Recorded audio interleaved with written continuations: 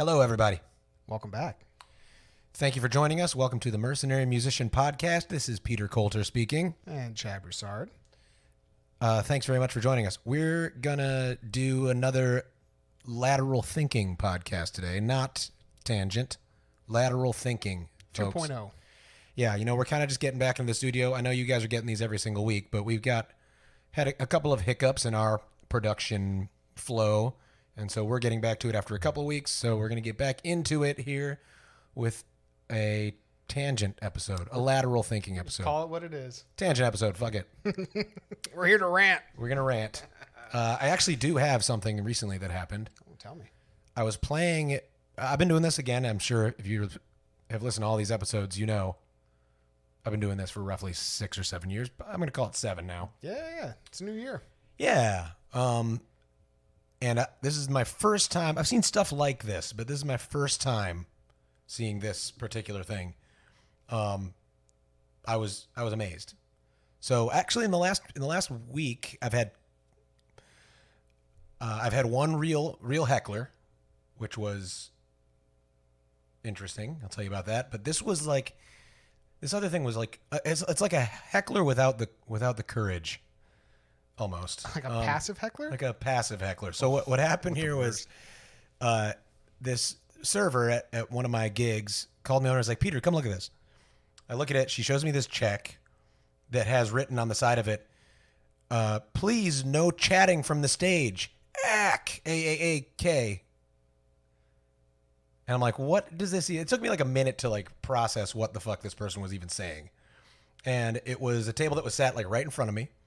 And they made nobody really made any movements or facial expressions or anything regarding me that struck me as unusual. It was just kind of like they were one of the tables that like ignores it, which is fine. That's a thing people do. This gig in particular, though, is very engaged. It's a great gig. I've got my tip record at this gig. I made like $600 before at this one. This particular night, it was a good night. I made a lot of money in tips. It was a really engaged crowd. Everyone was like to even the most passive observer, everyone was like really enjoying it. It was like, but I was doing my job well, and it should have been obvious. And and a lot of that is, as you might know, a lot of that is telling jokes, telling stories, interacting with the audience.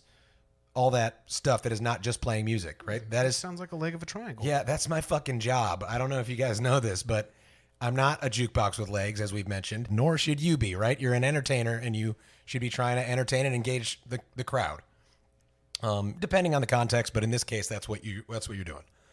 And this person just either didn't get that, or they got it and didn't care. It was just bothering them, so they had to say something about it, and just didn't have the courage or fortitude to say anything to somebody in time for it to matter. Or like it baffles me a little bit. Like, what were they trying to accomplish, if anything? I think probably the answer is nothing. I think it was like this impotent rage thing, like when you like honk in stopped traffic kind of thing, where it's just like, you can't do anything. You're not doing anything. So maybe it's that. But it blew my mind a little bit. I'm like, what did you possibly fucking think? Not to mention, while you were sitting there, like $100 worth of tips came right by your table into my tip jar. Like, it's clear, it has to be clear to you that you don't have like popular support for this opinion. Like, what is it that you're thinking is going to happen here? I don't really know what to make of it. Did you by chance see if there was a tip on that bill? Yes, actually, it's funny you asked that. Yes, there was a tip. It was like 17 or 18%. So it was like as low as it could possibly be without being like, oh my God, these people. Yeah. Okay. It was like as low as is socially acceptable. It was like a $240. Oh no, I'm sorry. It was like a $275 tab. It was like 8 people, and a $50 tip. So it was like 17 or 18%. So it wasn't like a horrible tip. Also, the server told me that this table was British, which I think is interesting. Okay. And I think part of my theory here is that there might be like a cultural difference happening where these people aren't used to what I'm doing. I feel like over in the UK, the majority of they're street performers. Yeah, They could play be. in the streets as opposed to in the pubs and the bars. I've been to the UK a few times, and I have never seen a musician in a bar, honestly, that I can remember. That doesn't mean they don't do it. I've definitely seen it in Dublin, Ireland, which is not the UK, but nearby. But in that particular case, it was like a folk band. It was like an Irish traditional band in a pub. Okay. And I get the sense that they might be used to just either the radio or just someone being background music, as opposed to like I am here like telling jokes and stories is like at least a third. Well, maybe not even a third, but like a quarter to an eighth of what I'm doing. So we're gonna have to go over and investigate. Yeah, I guess so. We'll have to do a field trip and put it on the business account. Or you guys are welcome to sponsor us. Yeah, that's a good idea, Chad. Yeah, if anybody wants to fly us to the UK to do some research on this, we'd be glad to. So actually, I was keeping a phone note for an episode of its own, and I that's how I kind of keep track of all these ideas for these podcast episodes. I keep a phone note at work at gigs, which is handy. My phone sticks on my mic stand, as we mentioned. So when I have an idea, something interesting happened, something I could talk to the people on the podcast about, I just open my phone note. It's under web course because we are still in the process of putting together a course for all this to try to put this all in a concise, easy to follow way. Not quite ready yet, but we're working on it. Keep your eye out. So anyway, it goes all under this tab, web course. And so I made a note recently that said cultural differences was the title of it. And I put that in there recently where I was like, maybe it was the Britishness. Maybe it's just a cultural thing where they're like not used to somebody telling jokes at all at dinner. They want background music. It's just like such a fucking punk ass way to do it. Like have a fucking some fortitude. It's just like, what a fucking like coward. It's just so cowardly. At least this heckler was like brave enough to say something. Same event?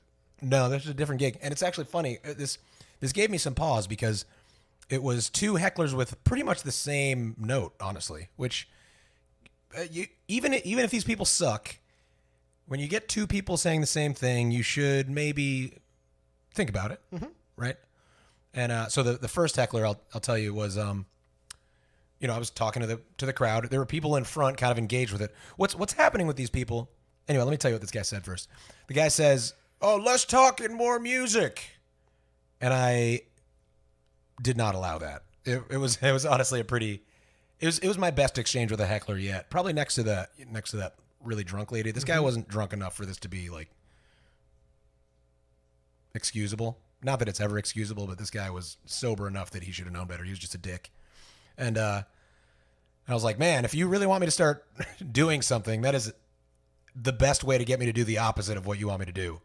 And you kind of like, had a half-hearted response to that. And I was like, all right, what, kind of like let it slide. And I was like, all right, I'm going to play another song like this guy asked, right? You guys ready? This is a song. I played a song. And then the guy predictably doesn't clap, right? Which I was expecting. And I was like, oh, it looks like the guy who was so excited about hearing another song didn't even clap for it. That's funny. It's funny how hecklers do that. And that's like one of the ideas here with hecklers. The minute you call them hecklers, they're like, what? I'm not that. The label. Yeah, people are just like, I'm not a heckler. Well, you fucking are. What are you doing? You're heckling. That's what hecklers do. Anyway, so it kind of like got around. Like a couple people up front go like, ooh. and like it kind of came around to him. Like it got telephoned through the bar to him. He was kind of in the back. And he was like, what, me? Like, look, like he was sitting in the bar kind of like 90-degree angle facing, like I was facing the side of his head. Like kind of turns back and looks back at me. He goes like, what, me? And I'm like, yeah, you. And he's like, no. And I'm like, okay, I'm sorry. I must have gotten you confused with someone else. And he just shut the fuck up after that. It was like, I was kind of like, yeah, I've been doing this for 7 years and you don't run into hecklers very much anymore, but you get them every once in a while and that's what you do. That's how you do that. You lay them down softly. Yeah, it's just like you don't You just don't tolerate it. And that guy probably does that fucking every other time he's at a bar with a musician, and probably no one ever does that to him. People are just like, oh, let me just come over and do what this guy says. There's a reason he's at the bar drinking alone. Yeah. Yeah, he is probably dead now. Or in prison. He really put that dog down. Sure, yeah, I'm sure he's just having a great life. Anyway, so the second time in a week that basically, I mean, it's basically the same note. Oh, no chatting from stage, ack. So it gave me pause. I stopped and I thought, am I talking too much? And I was like, I made fucking $400 in tips at that gig where that person said no talking from stage. So, no, those people are not right. I mean, could I have made $450 if I'd have talked less? No. The $400 in tips comes from connecting with people. I was going to say, you've done the math. You know the proven algorithm. Yeah. It works. Yeah. The way you do this fucking job is talking to the crowd. And I do want to put a caveat here, as I often do, because I'm a man of science, right? No, only Siths deal in absolutes, right? You can go too far with the chit chat. It is possible. And really when that happens is when you're talking into the microphone, having like a one-on-one conversation with the table right up front. Mm-hmm. That is not cool. You could do that every once in a while, but you should keep those brief. In the mic, you should be telling stories to the whole room. You should be telling a joke that someone in the back could follow.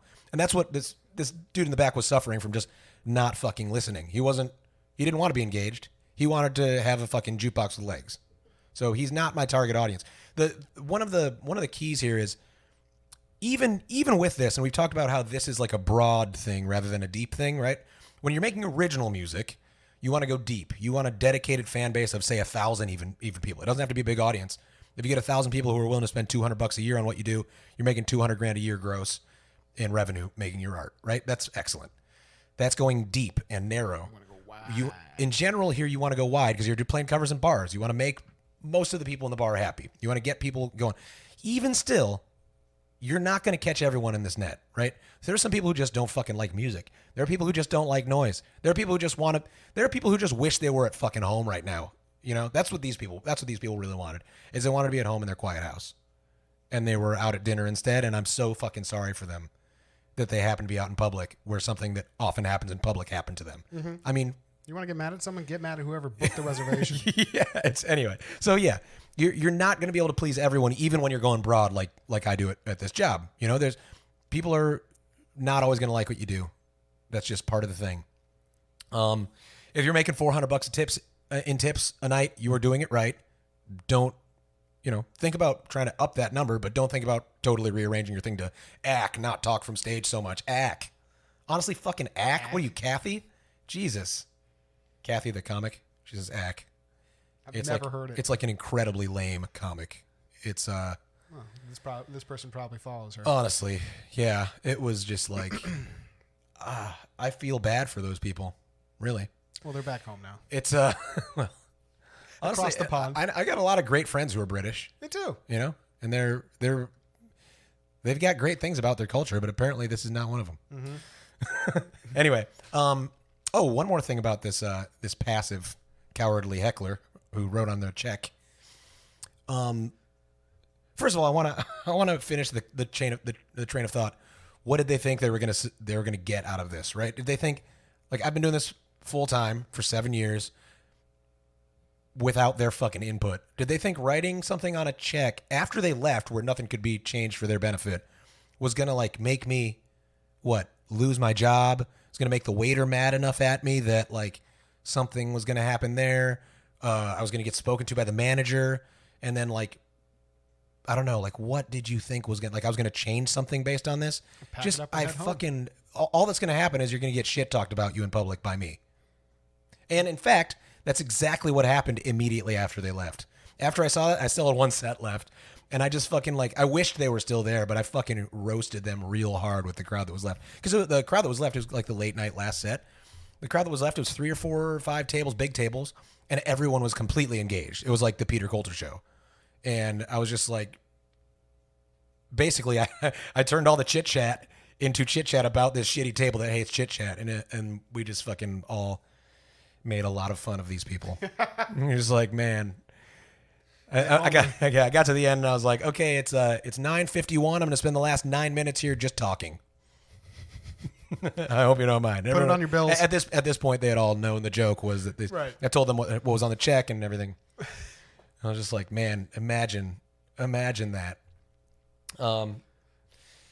Yeah, everyone in the crowd, and that's kind of, it's like a little bit of vindication too, because everyone in the crowd was fucking dumbfounded by it too. They were like, "What? Mm-hmm. Why would someone do that?" I think you're onto something with the cultural differences there. Yeah, it's possible. Yeah. So in my cultural differences note, we'll go on about that a little bit, since this to make this a true tangential thinking podcast. Lateral thinking 2.0. Yes. The cultural differences tab I had in there. I had another weird thing happen at the same gig with the heckler, which, by the way, this gig is done now. I've got one more there. This is my every other Thursday gig that I had. Oh. This is my last gig. Is not this coming Thursday, but the following Thursday I'll be done. Last Thursday in April. It's already April. And I'm doing Friday through Sunday only from now on. And part of the reason for that, I mean, a big part of the reason is because they wouldn't give me the raise I wanted. Another part of the reason is because the 4 days off, I mean, they're not off. I'm doing this type of thing in my original work and everything. The 4 days off is fucking sick. I'm also making more than enough money in the 3 days. So it's like, it's just a better balance for me to do the work that I want to do, to gig for Friday night, double Saturday, double Sunday, and have 4 days to do other things. So it makes more sense this way. And as a final little pièce de résistance, there's the fact that this gig fucking sucks sometimes. It's just so hit or miss. Sometimes it's great, and it's weird because there are some people in the crowd, they're regulars at this gig, who I just fucking love and who love me, and it's just like we have a great time, and they tip well, and we have fun, and it's nice to chat with them. Even the break, I hang out with them, and it's just fun. And sometimes there are these fucking hecklers, and sometimes there's this is like one of the most common gigs where I have people come up trying to do karaoke with me. And It's the island. yeah, Sanibel Island. That is possible, but I mean, the other gig is on Captiva, and I don't really have that there. People don't really do that. Well, the good thing is at least those locals can now come and see you out there on Sundays. Yeah, that's true. Yeah, so just so you guys kind of have an idea of what we're talking about. Sanibel Island and Captiva Island are these little barrier islands on the west coast of Florida. Captiva is about an hour from my house in Fort Myers. Sanibel is about a half hour, 40 minutes or so, depending on where you're going. So Captiva is way the fuck out there. You got to take this one long road all the way up. It's a little fancier up there, Captiva. Yeah, it would be a quicker route if they just changed that speed limit. Oh my God. And honestly, it's like 35 all the way up. The whole way. But all 17 miles. But you're like often not going 35. You're going 25 because it's all tourists in there. It's fucking brutal. Anyway. So yeah, that's the other thing. That's the other reason why this gig is gone. If it had been, it's one of these things where the good things and bad things can stack up. The qualities of a gig stack up in a way where there's like a balance happening, like a scale. And you're like, okay, here's a good thing about the gig. Another good thing. Oh, here's a bad thing, a bad thing, a bad thing, a bad thing. Here's a good thing. Here's a bad thing, a bad thing. And sometimes the balance just gets tipped one way. It's like, okay, they won't pay my raise. That's fine. Okay, we can do every other. Well, they have shitty customers. Okay, well, that tips down further. And let's say you get a couple things. Okay, and I'm not talking about any one particular gig now. I'm just making a general example. And then they go, okay, now we're not covering your meal anymore. This happened at a country club gig recently. Okay, now, okay, there's another bad thing. And eventually, it just, okay, now the manager is being shitty to me about something, and that's it. I'm done. This will be the last time you see me. And you don't be a dick about it. Don't burn a bridge, but just be like, okay, I'm not booking there anymore. It just doesn't meet my criteria anymore. Mm-hmm. And that's, there's, at least in the area I'm in with the skills that I have, there is fucking plenty of work. You just gotta be right for me now. I'm vetting these gigs. Okay, I'm on a true tangent here. This is fucking working. This. Yeah. Okay, Talk about getting fired up. Yeah. Shaking the rust off. All right. So okay, so cultural differences and this weird gig. So that this gig often has some weird people. This one had that heckler in it. That same night, within like 2 songs, some guy comes up to me, and this is like, it always happens this way. The guy puts $1 in my tip jar, and he goes, "Hi," and like walks right up next to me, like. And granted, there's no like stage here. I think that could be a difference when there's a stage at a place like there is on Captiva. I think people take it more seriously. Like they don't want to step on stage. That's like a thing. They're making a decision to step on the stage. People have still done it before to me, but like it's less common. when you're sitting on the floor of a restaurant, people just like walk right up to you and think that's okay. And this guy like walks right up to me. I've got they have lights at this place. They're on the ceiling. So the guy's like standing in the light. So I'm looking at a silhouette, like fucking conspiracy theory style, right? Like intimidating interrogator style, right? I'm seeing yeah, and he's just like, hey, like, can we do one? And I'm like, what? Like, what do you mean? You know? He's like, oh, I want to sing one with you. And I'm like, and honestly, at this point in my career, I should have been ready for it. And that's the only time this ever works is if I'm caught off guard. And I was just not expecting this early. And basically you should do one of two things here. You should either be ready to say no and say no politely and firmly, or you should say yes and go for it and enjoy it. Try to enjoy it, right? I kind of did neither of those, so I'm just kind of critiquing my own response here, where I kind of reluctantly said yes and then was a dick about it. And I kind of humiliated this guy, which I didn't really intend to, but it just happened. It kind of just happened that way. And honestly, he kind of fucking deserved it. This is rude as fuck. Don't do it. If you're in a crowd, don't fucking, even if you're a pro singer. And that's the thing. Real pros never do this. Mm-mm. That's why it never turns out good. Because a real professional won't be like, oh, let me just fucking stand on the stage and ask if I can join the show. No, because pros don't do that. Because that's not what fucking pros do. You know, this is what amateurs do. So that's why it's never good, really. Sorry, you got something to say? I'm curious as to how a pro would approach that. Would they like talk to you during a break? In the break, or something like if that? at all. Yeah. And even then, they wouldn't invite themselves because they're inviting an awkward situation. They're like making someone at work. It's like asking someone on a date when they're tending a bar. You know, like if you see a hot bartender and you're like, hey, like you shouldn't do that because they're at work. And like, it puts them in a weird position. They're like, I'm trying to get tips out of you. I'm working here. You're a customer. It's just like an unfair pressure. And it just it's going to create like false positives, you know? It's going to create like, yeah, sure, here's my number, and like a wrong number, or like a block immediately, or like, you know, it's just not good. Just don't do it, you know? Noted. Yeah. Okay, I will say it's probably, going up to a musician is worse than flirting with a bartender. Sure. Because bartenders are like flirting with you as part of their job sometimes. Yeah. So it kind of, I don't know. Anyway, they're kind of in the same family tree. They're like, don't do it. Okay, so yeah, if you were a pro and you really wanted to come sing with someone, just don't. Just talk to them and say, if you do it professionally, just say, hey, I do this for work too. It's cool. You know, have a conversation. Yeah, network first. And if the guy, just make friends. Yeah, and tipping $1, it's just like, it's like almost insulting. And he doesn't know that. He just doesn't know that. It's not like he was doing this maliciously. He just thought, you tip $1 and that's nice because I'm tipping. And I'm also a really good singer. So I'm just going to come up and like help this guy's show out. I'm going to be part of the show. It's going to be good. What was the song? It was, I saw her standing there. So it kind of, which is a great song, but it kind of compounded on it. It was part of the issue was, you know, he asked if I had another mic. I was like, no, I don't have another mic. You can use this one. And he pulled up a chair because I sit down at my shows, and he's like, oh, I want you to sing with me. And I'm like, I'm not gonna like put my face next to you on this mic, man. Like, I'm not gonna like put my face 2 inches from a stranger's face right now. Okay. For $1. Yeah, for $1. Doesn't even buy me a mask, man. Seriously, dude. And so it kind of compounded on itself. I was already kind of annoyed coming into the gig, which happens. You got to fight through that. You got to kind of quickly change your state, which is an important skill. And I had just gotten a new phone, and my chord chart app wasn't like on it fully downloaded yet. So I had to like scramble to like download this thing real quick, and I like couldn't get it in time. And he's like, you're doing this thing, which by the way, extra fucking obnoxious. When he goes, yeah, it's just like E, A, C sharp, E, A. And it's like, dude, that doesn't fucking help me. Like, and it just shows you how not professional these people are, because they think that just like, oh yeah, just fucking throw some chords together and it might be kind of close and might sound okay.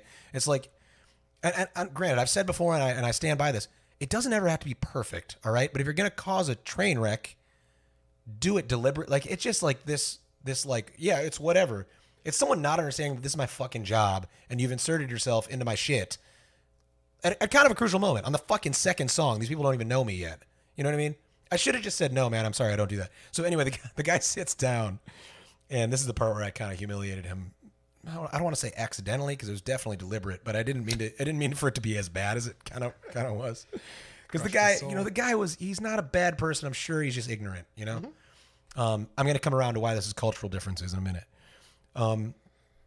I asked him, I was like, so you a professional singer or something? He's like, well, you know, I do like, I fucking knew the answer already. He's like, oh, I do some stuff on like Friday nights, you know, kind of thing. And down the corner, he probably does it for fucking free, you know, or drinks or whatever. Wherever he's from, I want to say it was somewhere in Pennsylvania. I want to say Pittsburgh or something. Although I do happen to know that Pittsburgh has a pretty fucking sick music scene for this exact type of thing. I don't know that for a fact, but I've heard it from enough people that it seems real. In the summertime, kind of like river bars type of thing. They've got like a big thing, yeah. I've been told I need to go there. That might be one of my working snowbird situations one of these summers where I just hit Pittsburgh and see how it goes. Man, this is a real tangent episode. This is fucking perfect. We're killing this one. We kill them all now. Yeah. Yeah, we do. We're getting pretty good. Okay, so this guy comes, sits down. I asked if he's a professional singer. He's, oh, no, I kind of do this douchebaggery on Friday nights. I'm like, okay, cool. I kind of point the microphone toward him. My phone app is not usable, so I'm really faking my way through. I saw her standing there, which is a simple song in his defense. And I kind of grabbed the mic first, and I'm like, all right, folks, we got a guest singer up here, and this is going to be the first and last one of these tonight, everybody. Do you hear me? You said it like that? Yeah. Yeah.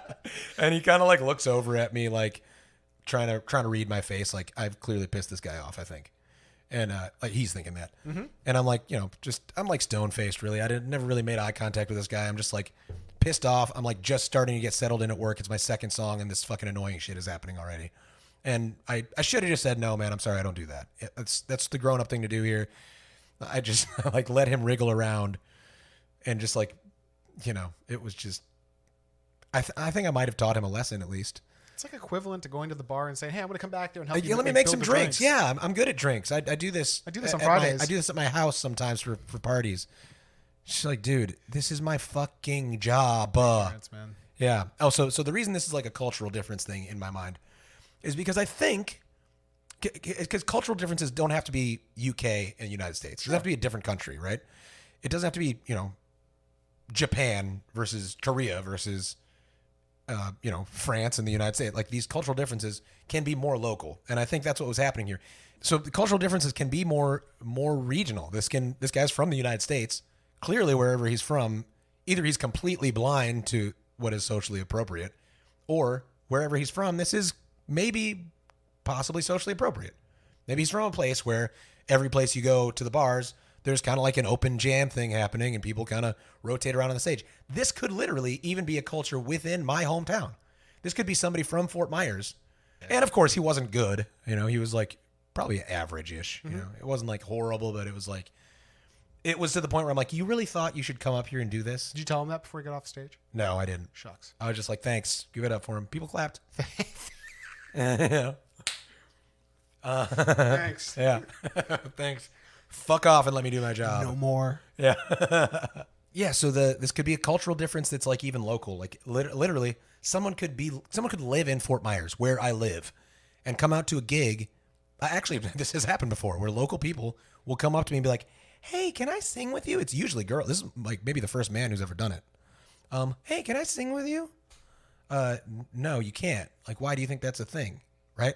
And it's a person who is either doesn't go out to these enough at all, doesn't go out to bars with live music enough to know that this is not something you do, or goes to karaoke nights all the time, or goes to open mic nights all the time, and that's their cultural knowledge of music is strangers with no practice and no and no rehearsal come up and just like shriek into a microphone, and that's like that's what it is. Where's the words? And, yeah, right.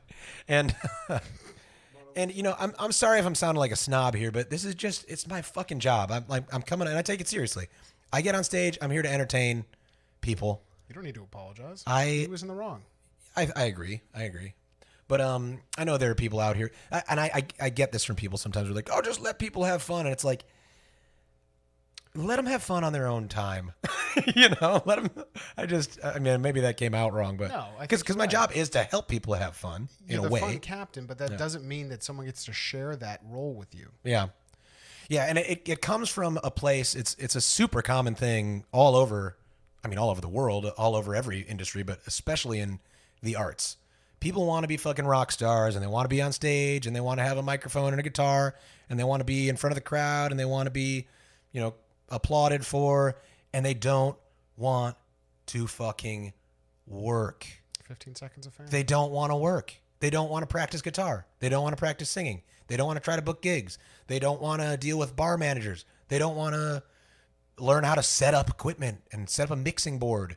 They just want to fucking have the fruit and do none of the planting. Without the labor. And it's just like, it fucking just bugs the crap out of me, man. It's annoying because it's not just in this genre. It's not just in this field. It happens all over. Yeah. All over. And it's oh, I get to tangent a little bit. Do it. Dude, it's the generation. It's the millennials and the fucking Gen Zs. They just, specifically the Gen Zs, where they have access to this wealth of just bullshit on their phone, right? So that's all they know. They grew up with tech. Yeah. So they grew up and they had the ability to look at some chic son with like his 6 Lamborghinis and think that that's a regular thing and that they can just expect to come out of college and be fucking CEOs. That's true. And it's like, look.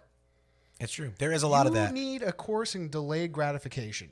I think everybody does. This guy was a boomer, I will say, which is also uncommon. Usually when this happens, it is a millennial woman. I think this has happened to me probably. I can probably count on 2 hands the number, maybe 4 hands. Boom. It's been, I'd say it's been under 20 times in my whole career that this has happened, when somebody has come up on stage and been like, let me sing with you. And it's almost always like a millennial woman. But this was a boomer man. You should write a song, The Millennial Woman. The Millennial Woman. I think Bo Burnham already did that with White Woman's Instagram.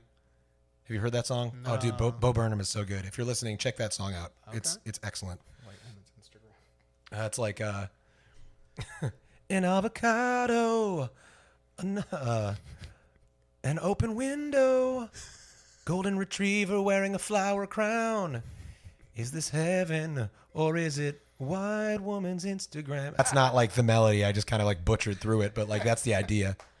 It's really funny. Bo Burnham is great. Man, I had something I want to say. Oh, so we were talking, this is going to turn into a real rant, not even related to the business at all. So you're talking about Gen Zs and millennials, and I think that every kind of generation has its shitty aspects. Mm-hmm. I think we don't even need to talk about the boomers. We all know. But there's you're giving me a look like yes, of course. So I'm not gonna like let's roast these dudes. I'm not gonna roast the boomers right now. I am a millennial, so I feel most comfortable roasting millennials. I'm not gonna talk about Gen Z. I think there are great things about Gen Z actually, but millennials, man, the thing that is so bad about millennials is their lack of ability to communicate and their tendency to go what's called ghosting. It is absolutely fucking, it's toxic and it's fucking, it will slow your progress. If you're one of these people who does this thing where you go, first of all, will you overcommit? You're too kind to say no to someone. No, I can't do this. And then you say, yes, I can do this. Let's make plans. And then you don't show up or you bail at the last minute. Like I've just not like lost friends and blow up explosions over it, but just lost friends and like, okay, fine. I'm just going to fucking stop making plans with you. Mm-hmm. Like we're done with this. I'm not doing this anymore. Like I've lost so many friends because they can't fucking say, no, I can't do that this week. And they say, yes, they can. And then I make plans. And then I'm sitting there with my dick in my hand where they're like, oh, I'm sorry. And it's always wrapped in this, like I'm just overwhelmed. I'm so stressed out right now. I'm having a self-help day. I'm having a me day. And it's like they just hide this like lack of ability to communicate and like selfishness. And I keep using the word cowardice today. Mm-hmm. I don't know that it's exactly cowardice, but it's like fear. It's like a fear of something. And they let them be assholes. And then they hide it behind this, oh, I'm having a me day. I'm overwhelmed. You got to think about, you got to really like take care of yourself. And yes, you do have to take care of yourself. But just like any good idea, you can take it too far. And that, I think, is part of what's happening with the millennials, is they're taking this, oh, I got to take care of me. I got to, I've got to make sure that I'm in good shape so that I can do the right. You got to put the oxygen mask on yourself before you put oxygen mask on someone else. And yes, that's all true. Okay. You need to have, that was a face palm, just for those of you who can't see, which is everyone. You got to have me days. All right. You got to take care of yourself. You got to, eat healthy and meditate and get good sleep and have time for your own time, but it always takes precedent don't over your fucking plans. make plans with people if you're not going to, if you're going to need a me hour that hour. Especially as someone in your situation where your time is so my time is valuable. It is. Thank you very much. I appreciate that. I feel the same way about your time. Gracias. And, it's just like, it's just fucking so lame. And it's like this, like the ghosting thing. It's just a fucking, I almost said it's a pandemic, but you can't use that word for that anymore.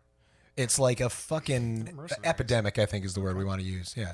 It's just like a fucking problem. It's so bad. This like, okay. And it's partly because we communicate so much through text now. We're like, everything is text, so you can just stop texting. Forget it. Oh my God, you're telling You me. can just stop texting and it's gone. You're My problems are gone because I stopped texting. It's like, motherfucker, you need to at least say, hey, we're done here. Right? Yeah. If we're having a relationship that's ending, you got to say, I'm not doing this anymore. Sorry. Yeah.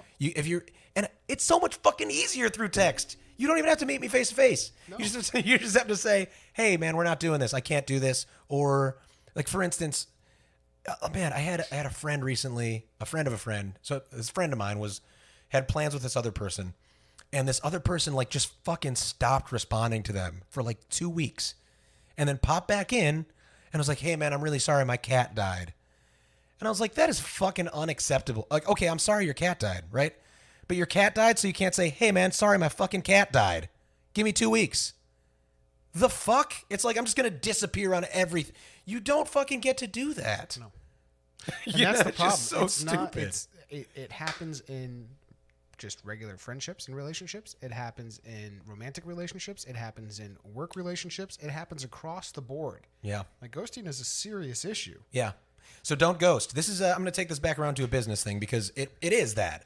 And you should, there's kind of a thing here where building your values up your values should go through everything. And I don't mean you should be always thinking about work when you're thinking about your other life, right?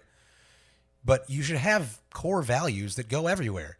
You should be reliable. You should show up on time. You should do what you fucking say you're going to do. You should communicate with people honestly and openly. This is stuff you should do in your relationships, personal and work.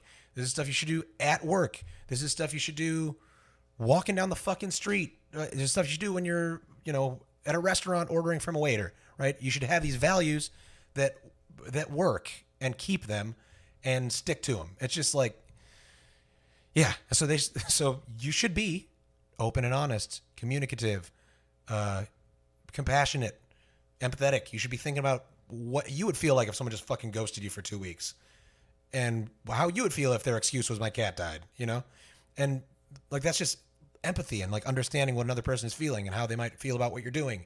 You should be reliable. That's so fucking huge. I mean, the one business skill I'd tell you need, one, we're going to call it a value because it's going to stretch outside of business, but the one core value that I think is maybe the most important in your business is reliability. You need to fucking show up and do the job, and people need to know you're going to do it when you say you're going to do it.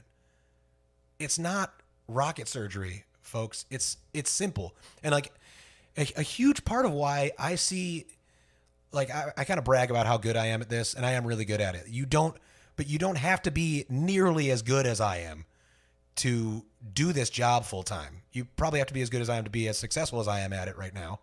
But to do this job full time and make like 40 grand a year or 60 grand a year, you don't have to be this good. You just have to show the fuck up and do the job. Like, that's what you got to do. And communicate with the people you're working with and let them know, hey, I'm looking forward to the gig tomorrow. I'll be there X time. Mm-hmm. Anything else? Is there anything we missed? Is there something you'd like me to do special? Like, this is specifically for private events. That's something I always do. If I got a private event, I text the day before or 2 days before and I say, hey, I'm really excited for your event at X time. I'll be there 1 hour before to set up. Am I forgetting anything? Like, we good? What can I do for you? It takes fucking 30 seconds. And like this would be something that my stereotype millennial that I'm using in my head who can't fucking communicate would be unable to do. What's his name? Man, that's a good question. Ryan, obviously. Damn you, Ryan. Ryan is like the millennial name. I know like fucking a million Ryans. I know a million Ryans. Honestly, I'm sorry, but Chad is one of the millennial names too. It's a great name. It is. Chad, Ryan, Matt. Yeah. Matts are timeless. Yeah. I got a couple good friends named Matt. Matt is everywhere. I think Chris is just like spans across all Yeah, there's a million Chris's, Mike's too. Mike's. Yeah. Yeah, cool. Yeah. Well, we fucking ranted for 42 minutes so far. Perfect. Yeah. I think that should probably about wrap it up. Yeah. Honestly, I fucking love these. These are fun. Great. Yeah. You got any questions? You got any answers? Nice. I was not expecting that. Good. I was. What are you gonna play next? That's such a great question. I've had that question so much recently too. I feel like, I guess maybe it's just because I'm mentioning it on this podcast, and so I'm noticing it extra. It's like the kind of law of attraction thing. You start thinking about something or noticing something, it pops up more. But I feel like I've had that question asked to me like twice a gig for the last fucking month. Oh, it is. Oh, what are you playing next? Month of season. Yeah, that's true. I'm crushing it, by the way, in case anybody's curious. I'm absolutely fucking crushing it. And I think once you get started, you will too. If you're not started yet, Just follow this podcast, use it as a reference, and ladies and gentlemen, you can be doing what Peter's doing in half the time if you just do it by the book. Yeah.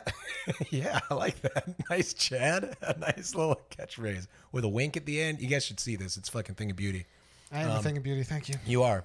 I want to add one more little rant thing. So I've got this. I mentioned my protege on here pretty often. He's doing, because you mentioned doing this in half the time. This kid's 21.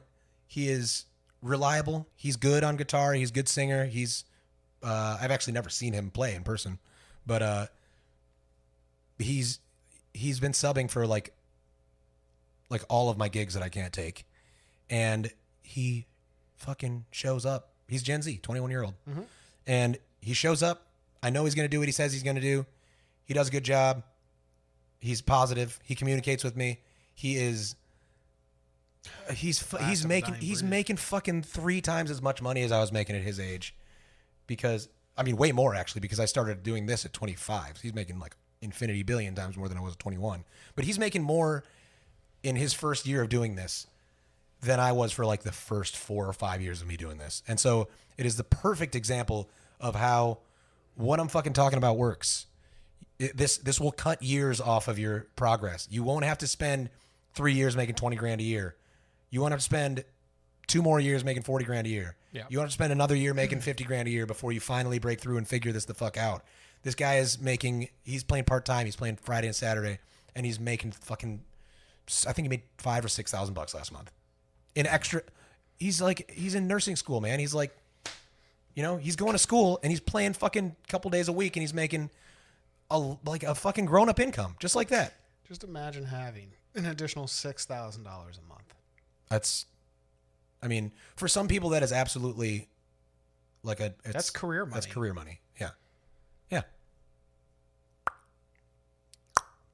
And granted, he's sounds like he's kind of starting to burn out a little bit, and he's finding his limit, which is part of the thing, right? So he's dialing back. I offered him these Thursdays actually that I'm not doing anymore, and he said no to him, and that's a good sign. The guy's got like all the hallmarks of doing this long term. It's really cool. Oh. It's really cool to see, and it feels good to. Honestly, I'm a little bit jealous. I wish somebody had come along when I was 21, but to his credit, I wasn't mature enough to find someone. He went out looking for me. Mm-hmm. He went out and talked to the guy who I record with, who he knew from church or something.